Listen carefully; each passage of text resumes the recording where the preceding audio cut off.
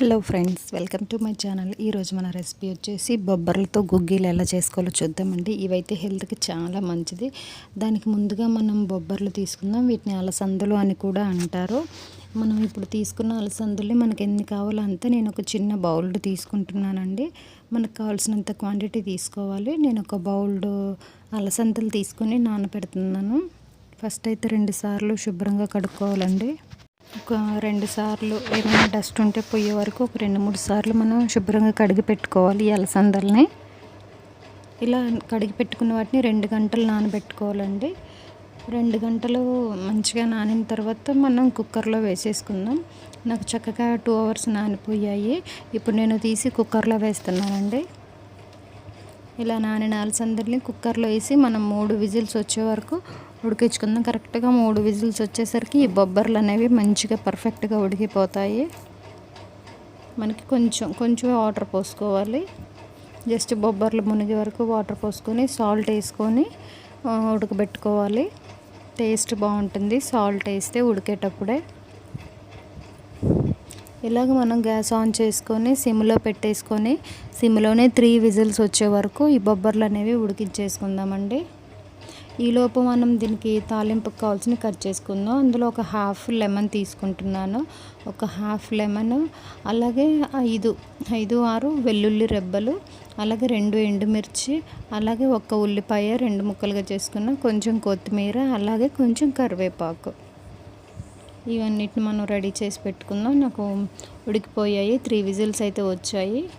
నేను ఇప్పుడు మీకు ఓపెన్ చేసి చూపిస్తున్నాను. చూడండి, పర్ఫెక్ట్గా ఉడికిపోయాయి. ఎసరు కూడా ఏమీ లేదు. కరెక్ట్గా ఉడికిపోయిందండి 3 విజిల్స్కి. ఇప్పుడు మనము వీటన్నిటిని ఒక గిన్నెలో తీసేసుకుందాం. కావాలంటే మీరు ఒక గింజ చేతిలోకి తీసుకొని చూస్తే అర్థమైపోతుంది. ఇలా మెత్తగా అయిపోతే నాకైతే పర్ఫెక్ట్గా ఉడికిపోయాయి. అన్నీ బాగా ఉడికిపోయాయండి. ఇప్పుడు వీటన్నిటిని మనం ఒక గిన్నెలో తీసేసుకుందాం.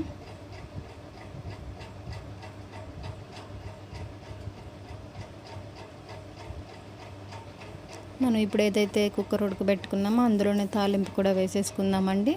పొయ్యి మీద కుక్కర్ పెట్టేసుకొని దీంట్లో 1 స్పూన్ వరకు ఆయిల్ వేసేసుకుందాం. ఇలా తాలింపు పెట్టుకొని తింటే ఏ గుగ్గిలైన టేస్ట్ చాలా చాలా బాగుంటుంది. వేడెక్కాక మనం ఇదే కళాయిలో తాలింపు గింజలు 1 స్పూన్ వేసుకుందాం. నేను తాలింపు గింజలు అన్నీ మిక్స్ చేసి పెట్టుకున్నాను. ఇవి 1 స్పూన్ వేస్తున్నాను. కొంతమంది ఆవాలు జీలకర్ర వేస్తారు, అది మన ఇష్టం పూర్తిగా. నేనైతే అన్ని తాలింపు గింజలు వేసేస్తాను. అలాగే ఇప్పుడు ఉల్లిపాయ ముక్కలు, వెల్లుల్లిపాయ ముక్కలు ఇవి కూడా వేసేసుకుందాం. ఉల్లిపాయ ముక్కలు వేసేసుకుందాం.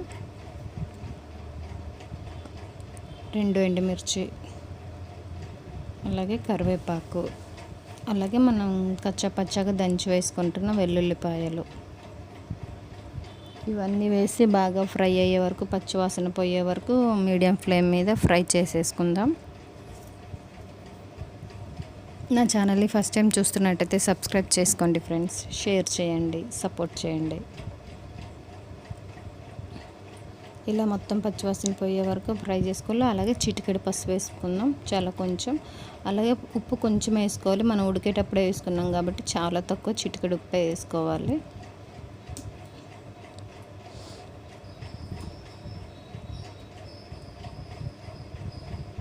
ఇప్పుడు ఈ తాలింపు మొత్తం మంచిగా ఫ్రై అయిపోయింది. మనం గుగ్గిలు ఉడకబెట్టుకున్న బొబ్బర్లు అనేవి వేసేసుకుందాం.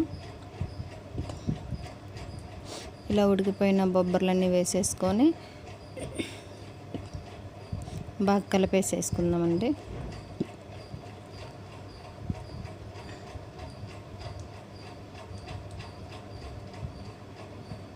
చూసారా ఎంత బాగున్నాయి కలర్ఫుల్గా, అండ్ టేస్ట్ కూడా చాలా చాలా బాగుంటుంది. మీరు కూడా ఖచ్చితంగా ట్రై చేయండి. ఇలా తింటే హెల్త్కి కూడా చాలా మంచిది.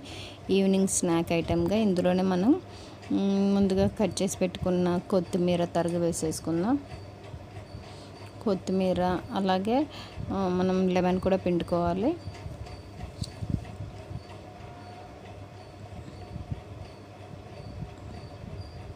చాలా చాలా బాగుంటాయి గుగ్గిళ్ళ టేస్ట్. మీరు ఖచ్చితంగా ట్రై చేయండి ఇంట్లో. గ్యాస్ ఆపేసుకున్నాక మనం లెమన్ పిండి వేసుకుందాం. నేను గ్యాస్ ఆపేసాను. ఇప్పుడు లెమన్ పిండేస్తున్నాను. హాఫ్ లెమన్ పిండేస్తున్నాను. లెమన్ వేయటం వల్ల ఈ చాట్ టేస్ట్ చాలా చాలా బాగుంటుంది.